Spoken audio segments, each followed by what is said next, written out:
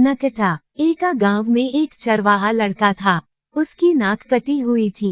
वो अपने मवेशियों के साथ जब भी उन्हें चराने के लिए जाता था, सभी उसे नकटा नकटा कहकर चिढ़ाते थे। बच्चे तो बच्चे, सयाने भी उसे चिढ़ाते रहते थे। वह बड़ा दुखी रहता था। एक दिन अचानक ही उसे कुछ उपाय सूझा। मवेशियों को चराते हुए उसने अचानक ही आसमान की ओर देखा और चिल्लाया, भगवान कितना सुंदर है। अगल बगल के सारे बच्चे उसके आसपास जमा हो गए। उसने किसी की ओर नहीं देखा। वह आसमान की ओर देखता हुआ रंग बिरंगी मुद्राएं बनाकर बोलता रहा, अद्भुत है भगवान, बड़ा ही विराट और आकर्षक रूप है आपका। मैं तो धन्य हो गया प्रभु के दर्शन करके। जुटे हुए सारे बच्चे अचरज में डूब गए थे। वे सब आसमान की ओर देख रहे थे, मगर उन्हें कुछ भी नहीं दिखलाई पड़ रहा था। बात तेजी से फैल गई है और अड़ोस पड़ोस तक पहुंच गई। गांव के लोग भी जुट गए। नकटा उसी तरह से कुछ कुछ बोलता रहा और आसमान की ओर देखता रहा। वह प्रसन्नता में बोल रहा था और सबकी आंखें आश्चर्य से फट रही थीं। नकटा की प्रसन्नता देखकर सब आश्चर्य में थे, मगर बात किसी की समझ में नहीं आ रही थी। एक व्यक्ति ने नकटा को टोकते हुए पूछा, आखिर क्या दिख रहा है कि तुम इतने खुश हो? नकटा ने कहा, मेरे सामने से हट जाओ, बाधा मत बनो मुझे। भगवान को देखने दो, मैं तो धन्य हो गया प्रभु को देखकर। अब मुझे जीवन में कुछ भी नहीं चाहिए। दो चार लोगों ने आगे बढ़कर नकटा को झकझोरा और पूछा, कुछ बताओगे भी कि तुमने क्या देखा है और अब भी देख रहे हो?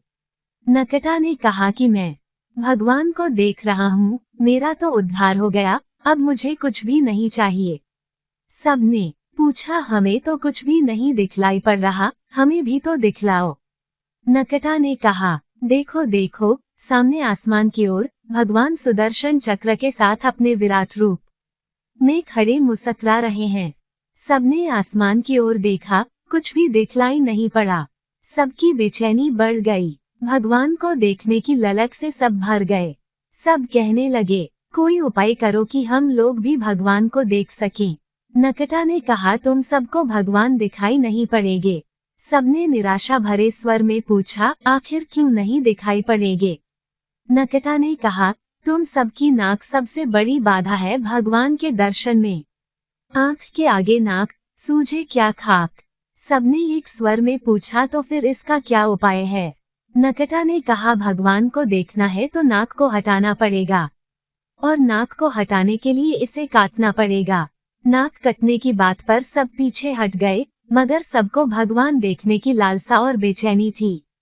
एक व्यक्ति आगे बढ़कर आया और कहा, नकटा भाई, मैं अपनी नाक हटाने के लिए तैयार हूँ, मुझे भगवान को देखना है। नकटा ने झट से छुरी निकाली और पट से उस व्यक्ति की नाक काट डाली और कहा, देखो, सामने भगवान है। उस व्यक्ति को कुछ भी नहीं दिखलाई पड़ा। उसने नकटा से कहा, मैं कुछ भी नहीं देख रहा हूँ। नकटा ने उसके कान में फुसफुसाते हुए कहा, अब तो तुम्हारी नाक कट गई, तुम्हें भी लोग चिढ़ाएंगे, इसलिए मेरी तरह तुम भी खुश हो जाओ और कहो कि भगवान दिखलाई पड़ रहे हैं। अब वह बेचारा क्या करता?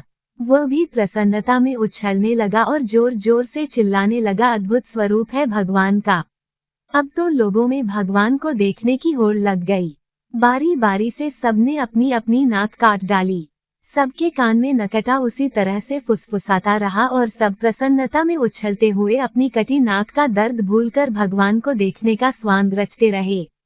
नकटा को बड़ी राहत मिली कि चलो, अब मैं अकेले ही नकटा नहीं हूँ, गांव का गांव नकटा हो गया है, इसलिए अब कोई किसी को नहीं चिढ़ाएगा।